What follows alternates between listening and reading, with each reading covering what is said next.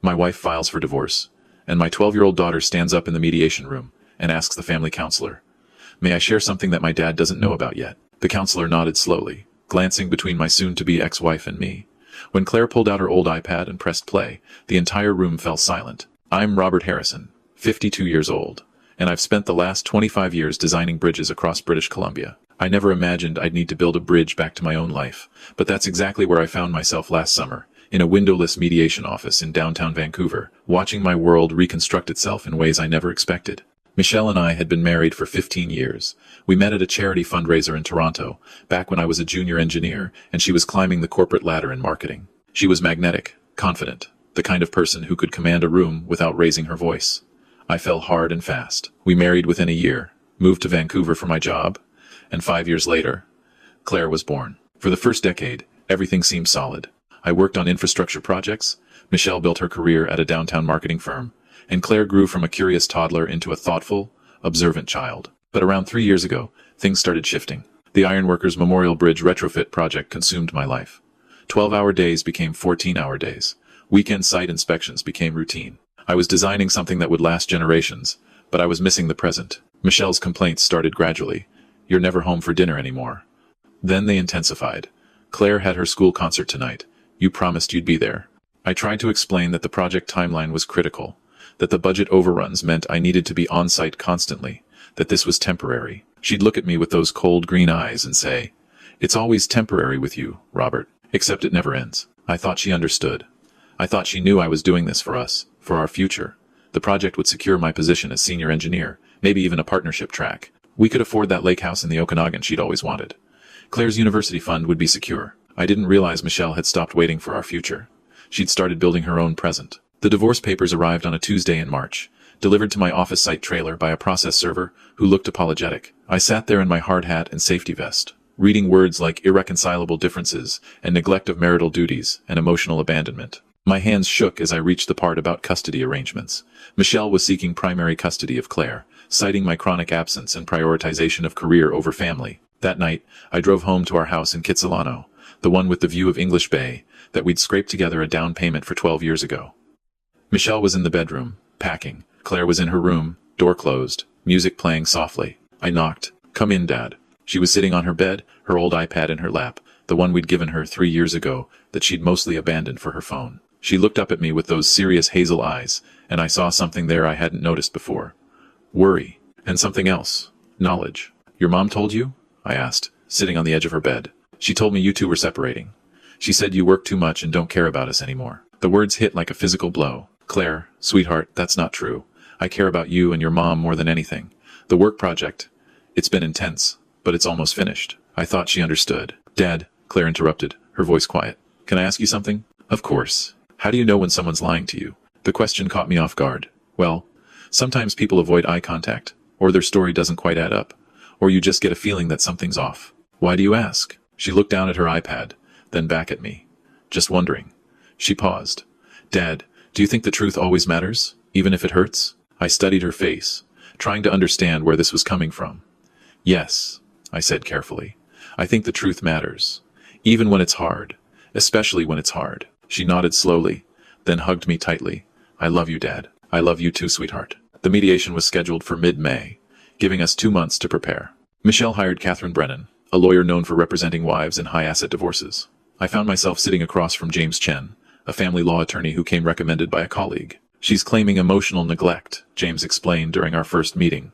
"She's painting a picture of you as absent, work-obsessed, disconnected from your family. She's going to use your project hours against you." "But I was providing for them," I protested. "The overtime pay, the benefits, the security." "I understand," James said gently, "but family court isn't about logic. It's about perception. We need to show you're an engaged father, that your absence was temporary and work-related, not personal neglect." I spent the next weeks documenting everything. Photos of Claire and me at soccer games I'd attended, emails where I'd arranged my schedule around her school events, text messages showing I'd helped with homework remotely. It felt clinical, reducing fatherhood to evidence packets. Michelle, meanwhile, was building her own narrative. Through the discovery process, I learned she'd been documenting too. Photos of empty dinner chairs, screenshots of my working late texts, a journal where she'd recorded every missed birthday, every canceled date night, every promise I'd broken. Some of it was accurate, some of it was exaggerated, but reading it, I saw how she'd experienced our marriage, and it gutted me. Had I really been that absent? Had I really prioritized steel and concrete over the people I loved? Claire shuttled between us during this time. Michelle had moved into a condo downtown, and we'd agreed on a temporary schedule while the divorce proceeded. Every time Claire came back from her mother's place, she seemed quieter, more withdrawn. I tried to talk to her about it, but she'd just say she was fine. She was dealing with it. I noticed she'd started carrying that old iPad everywhere again. When I asked about it, she said she was using it to journal, that her school counselor had suggested it as a way to process her feelings about the divorce. I was relieved she had an outlet. I had no idea what she was actually doing. The mediation session was scheduled for a Thursday morning in a downtown office building, one of those corporate spaces with abstract art and uncomfortable modern furniture. The family counselor, Dr. Patricia Walsh, was a woman in her 60s, with kind eyes and a no-nonsense demeanor. She explained that while this wasn't a courtroom, her recommendations would carry significant weight with the judge if we couldn't reach an agreement. Michelle arrived with Catherine, both dressed in sharp business attire. Michelle looked polished, composed, every inch the successful marketing executive. I was in my best suit, feeling awkward and out of place. James sat beside me, his briefcase full of our carefully documented evidence of my fatherhood. Claire arrived separately, as Dr. Walsh had requested. She'd wanted to speak with Claire privately first, to get her perspective without parental influence. When Claire walked in, she was wearing her school uniform, her backpack on her shoulders, her iPad tucked under her arm. Dr. Walsh led us through the standard process. Each side would present their position. Then we'd discuss custody arrangements, asset division, and support payments. Michelle went first. She was articulate, persuasive, emotional in exactly the right moments. She talked about how she'd been the primary parent for years, how she'd attended every school event, every doctor's appointment, every parent-teacher conference, how she'd tried to hold our family together while I disappeared into my work. "I'm not saying Robert is a bad person," she said, her voice catching slightly. "But he's absent. He's been absent for years. Claire needs stability, consistency. A parent who's actually there. I can provide that." "I don't think he can." Catherine presented their evidence. Photos, texts, that damning journal. It looked bad. It looked like exactly what Michelle claimed. A father who'd checked out of his family. Then it was our turn. James presented our counter-narrative. "Yes, I'd been working extensive hours, but it was project-based, temporary, and done to provide financial security. I'd remained engaged with Claire when I was home. I'd never missed a birthday or Christmas. I'd coached her soccer team for 3 years before the bridge project intensified." "Mr. Harrison is a devoted father," James argued. "His work schedule has been demanding, but that's not the same as neglect. He's an engineer working on critical infrastructure. The hours were necessary. But he's always prioritized his daughter when present." It felt hollow even as I heard it. Michelle's version sounded more real, more emotional. Mine sounded like excuses. Dr. Walsh listened to both sides, taking notes, her expression neutral. Then she turned to Claire, who'd been sitting quietly in a chair by the window. "Claire," Dr. Walsh said gently, "you've heard what both your parents have said. Do you have anything you'd like to share? Remember, this is a safe space. You won't get in trouble for being honest." Claire looked at her mother, then at me, then down at her iPad. She took a deep breath. "May I share something that my dad doesn't know about yet?" she asked, her voice steady but quiet. Dr. Walsh's eyebrows raised slightly. "Of course, Claire.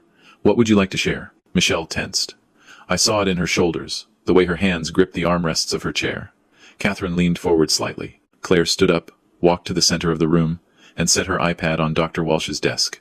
"I have recordings," she said, "from the past 3 months. I think they're important." My heart was pounding. "Recordings? Of what?" "What kind of recordings, sweetheart?" Dr. Walsh asked. "Conversations," Claire said. "At home? When Mom thought I couldn't hear." She looked at Michelle. "I'm sorry, Mom, but I can't let you lie about Dad." Michelle's face went pale. "Claire, what are you talking about?" Claire pressed play on the first recording. The audio quality was decent, the voices clear. I heard Michelle's voice first, then a man's voice I didn't recognize. They were laughing. Then the conversation turned intimate, discussing plans to meet, talking about how Michelle would tell me she was at yoga or working late. The man's voice said, "Does he still not know?" Michelle's voice responded, "Robert? God, no. He's so buried in that bridge project he barely notices I exist. It makes this easier, honestly." The room was completely silent except for the recording. I felt like I'd been punched in the stomach. Michelle was staring at Claire, her face a mixture of shock and fury. Catherine was frantically taking notes. James looked at me, then quickly back at the iPad. Claire let that recording finish, then played another. This one was from our kitchen, based on the ambient sounds. Michelle was on the phone. "Kyle, you need to be patient," she was saying. "Once the divorce is final, we can be open about us. But right now, I need to position myself as the victim, the abandoned wife. It's better for the custody case." "No, he has no idea. He's completely clueless." My hands were shaking. Kyle. The personal trainer at the gym Michelle had been going to 4 times a week. The gym membership I'd been paying for. Claire stopped that recording and looked at Dr. Walsh. There are 14 more, she said quietly. Some are phone calls. Some are conversations at home. Some are. She glanced at me apologetically. From when he came over, when Dad was working late. Dr. Walsh had set down her pen. Claire, how did you make these recordings? My iPad, Claire said. I noticed Mom started acting differently about 6 months ago. She was happier, but in a weird way. And she was on her phone all the time, hiding it when I walked in. Then she started mentioning Dad working too much more and more. She'd say things to me like, your father doesn't care about us, or we'd be better off without him. She looked at me, and I saw tears in her eyes. But I knew that wasn't true, Dad. You were working hard, but you still FaceTimed me every night when you worked late. You still helped me with my science project, even if it was at midnight. You were trying. So I started recording, Claire continued. I'd leave my iPad in the kitchen with the voice memo app running. Mom didn't know this iPad could still record audio. She thought it was broken, but I'd fixed it by watching YouTube videos. She turned back to Dr. Walsh. I recorded because I was scared. Scared that Mom would make everyone believe Dad was bad. And he's not bad. He's just been really, really busy. Michelle finally found her voice. Claire, you had no right. No, Claire interrupted, her voice stronger now. You had no right to lie. You had no right to blame Dad for everything when you were the one cheating. You had no right to try to take me away from him when he didn't do anything wrong. Tears were streaming down her face now, but she kept going. I heard you talking to Catherine last week, Mom. You said, by the time we're done, Robert will be lucky to get supervised visits. You were trying to take away my dad. For what? So you could be with Kyle? Dr. Walsh held up her hand. Everyone, let's take a moment. She looked at Catherine and Michelle. I need to hear these recordings. All of them. Miss Brennan, does your client want to contest their authenticity? Catherine and Michelle exchanged looks. Michelle's face had gone from pale to flushed. We need to consult, Catherine said. Take your time, Dr. Walsh said. She turned to Claire. Sweetheart, I know this must have been incredibly difficult for you, carrying this information, not knowing what to do with it. You're very brave. Claire wiped her eyes. I just wanted the truth to matter, she whispered. Dr. Walsh asked for a recess. Michelle and Catherine went into the hallway. I could hear raised voices through the door. James turned to me. Did you know? He asked. I shook my head, unable to speak. I felt like I was underwater, everything muffled and surreal. Claire came over and hugged me. I'm sorry, Dad. I know this hurts, but I couldn't let her take you away from me. I held my daughter, this brave, intelligent, heartbroken 12-year-old who'd shouldered this burden alone for months. You have nothing to apologize for, I managed to say. Nothing at all. We spent the next 2 hours going through Claire's recordings. Dr. Walsh listened to each one, making notes. Some were damning in obvious ways, intimate conversations, planning secret meetings. Others were more subtle but equally revealing. Michelle coaching herself on what to say in mediation, discussing strategy with Catherine about painting me as neglectful. One recording particularly stood out. It was from about a month ago, Michelle on the phone with someone, presumably Kyle. The timing is perfect, she was saying. Robert's project is in its final phase, so he's working crazy hours. When I file, it'll look like he abandoned us during the most critical time. The judge will see a pattern of neglect. And with Claire's statement about how absent he's been, what if Claire doesn't back you up? Kyle's voice asked. She's 12, Michelle said dismissively. She'll say what I tell her to say. Kids always side with the parent who's actually around. Hearing Michelle's casual assumption that she could manipulate our daughter, I felt something shift inside me. This wasn't just about infidelity. This was about a calculated plan to destroy me and use our child as a weapon. When the recess ended, Michelle and Catherine returned. Michelle looked defeated. Catherine looked professional but grim. My client wishes to make a statement, Catherine said. Michelle took a breath.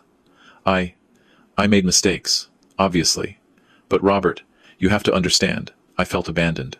For years, the affair was wrong, I know that. But you pushed me to it. You were never there. That's not an explanation, I said quietly.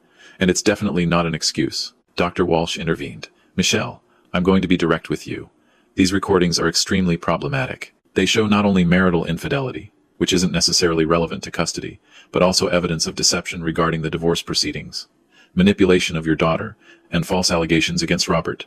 That is relevant to custody. She paused, letting that sink in. Given what I've heard, I'm recommending that Robert receive primary physical custody of Claire, with you having supervised visitation until you complete counseling and demonstrate you can co-parent without deception or manipulation. Michelle's face crumpled. You can't. She's my daughter, and you were willing to weaponize her against her father, Dr. Walsh said, not unkindly but firmly. Claire needs stability and honesty. Right now, Robert is better positioned to provide that. The legal fallout took weeks to settle. Catherine withdrew from Michelle's case, citing ethical concerns about potentially false allegations.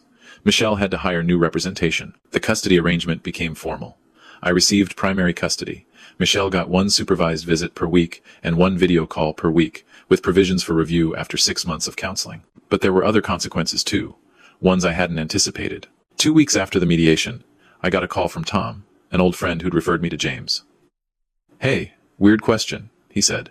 "Do you know a Kyle Patterson?" "Michelle's personal trainer," I said bitterly. "Why?" "His wife just filed for divorce. Apparently someone sent her recordings of her husband discussing his affair. She's taking him to the cleaners." I looked over at Claire, who was doing homework at the kitchen table. She caught my eye and gave a small shrug. "Good," I said. "Kyle lost more than his marriage. His gym fired him for ethical violations, having affairs with clients. Last I heard, he'd moved to Alberta, trying to start over. Michelle's career took a hit too. Someone I never asked who, but I had my suspicions leaked the story to her company's HR department. While they couldn't fire her for personal issues, her credibility was damaged. She was passed over for a promotion. She moved to a smaller condo in Surrey. The life she'd been building with Kyle evaporated. I tried not to feel satisfaction about any of it. Mostly, I just felt sad. Sad for what we'd lost. Sad for the years wasted. Sad for what this had done to Claire. Claire and I spent that summer rebuilding our relationship. I took 3 months off work, something I'd never done before. We drove up to Whistler, went hiking in the Rockies, spent weekends at English Bay watching the sunset. We really talked about everything. About the divorce, about her feelings, about what she'd gone through recording those conversations. "I felt like a spy," she admitted one evening as we walked along the seawall. "I felt guilty, like I was betraying Mom. But I also felt like if I didn't do something, you'd lose me. And I couldn't let that happen. You shouldn't have had to carry that," I said. "That wasn't your burden to bear." "But someone had to tell the truth," she said. "And the adults were all so busy fighting and lying, I didn't think anyone else would." In September, I went back to work. But differently. I turned down the partnership track. I took a position with regular hours, no weekend work, no extended overtime. Yes, it meant less money. Yes, it meant slower career advancement. But it meant being there when Claire got home from school. It meant cooking dinner together. It meant I could actually keep promises. Michelle and I eventually developed a functional co-parenting relationship. It took time, therapy, and a lot of difficult conversations. She completed her counseling, took responsibility for her actions, and gradually earned back unsupervised time with Claire. I don't think Claire will ever fully trust her again, but they're rebuilding something. It's not what it was, but it's real. A year later, Claire and I were sitting in Stanley Park, feeding peanuts to the squirrels. She was 13 now, taller, more confident. The weight she'd carried had lifted. "Dad," she said, "do you regret working so hard on that bridge project?" I thought about it carefully. "I regret the time I missed with you. I regret not seeing what was happening in my marriage. But I don't regret the work itself. That bridge will serve thousands of people for decades. That matters too. But we matter more," she said. "You matter more," I confirmed. "Always. And I'm sorry it took almost losing you to really understand that." She leaned against my shoulder. "You didn't lose me, Dad. You never could have. I just had to make sure everyone else knew that too." Looking back now, I understand something I didn't then. Claire didn't just save me from losing custody. She saved me from losing myself in work, from missing her childhood, from sacrificing what mattered for what seemed urgent. She forced me to see that career success means nothing if you have no one to share it with. And she taught me that children see everything. They notice the absent chairs at dinner, the missed recitals, the broken promises. But they also notice the efforts, the late-night FaceTimes, the attempts to be present even when you're physically absent. They're keeping score, and they understand more than we give them credit for. The truth, I learned, doesn't always arrive through logical arguments or carefully documented evidence. Sometimes it comes through the clear eyes of a child who simply refuses to accept lies, even when those lies would be easier for everyone. Michelle made choices that destroyed our marriage, but I made choices too, choices to prioritize work over presence, to assume Michelle would always be there waiting, to take my family for granted. Neither of us were blameless. The difference is, Claire saw through both of our failures and chose honesty over comfort. If you're reading this and you're working 60-hour weeks, telling yourself it's for your family's future, I want you to hear this. Your family needs you now, in the present. They need your time more than your money, your presence more than your promotions. Don't wait until a crisis forces you to realize what matters. And if you're going through a divorce, especially a contentious one, remember that your children are watching everything. They're forming opinions, gathering evidence in their own way, deciding who to trust. Be the parent they can trust with truth, even when truth is painful. Claire is 16 now. She's thriving honor roll student, captain of her soccer team, already talking about engineering programs at UBC. She wants to design bridges like her dad, but better ones, she says. Ones that connect people, not just places. Last week, she asked to see the recordings she'd made all those years ago. I'd kept them, backed up and stored away, just in case. We listened to a few together. "I sound so young," she said. "You were young," I replied. "Too young to have to do what you did." "Maybe," she said. "But I'd do it again. You deserve the truth. I deserve to keep my dad." She paused the recording and looked at me. "Do you think Mom would have won if I hadn't recorded everything?" I considered the question honestly. "I don't know. Maybe. The system isn't perfect." And she was very convincing. "That's scary," Claire said. "It is," I agreed. "But it's also why truth matters so much. Why evidence matters. Why we have to be willing to speak up, even when it's hard. Even when it means hurting people you love," she added quietly. "Even then," I confirmed. "Because real love isn't about protecting people from consequences. It's about caring enough to be honest, even when honesty costs you something." Claire closed the iPad. "I'm glad it's over. I'm glad we made it through." "Me too, sweetheart. Me too. We're building a good life now, Claire and I. It's different from what I imagined 15 years ago when I stood at an altar promising forever. But it's authentic. It's present. It's built on truth rather than assumptions. And sometimes, when I drive across the Ironworkers Memorial Bridge, the project that consumed those years of my life, I think about what it cost me. A marriage, certainly. Years of my daughter's childhood, partially. My certainty about what mattered, completely. But it also gave me something unexpected. It gave me a daughter brave enough to demand truth when adults were choosing comfortable lies.